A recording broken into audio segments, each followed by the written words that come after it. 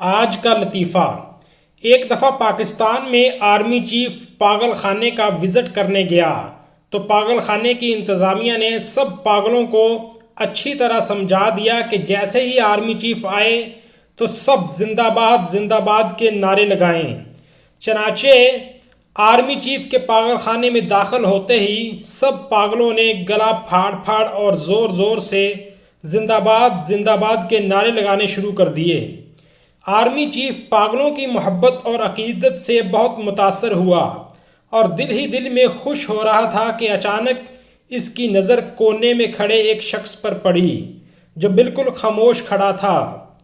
Army chief ने इशारे से उस शख्स को बुलाया और पूछा, क्या बात है, तुम नारे नहीं लगा रहे?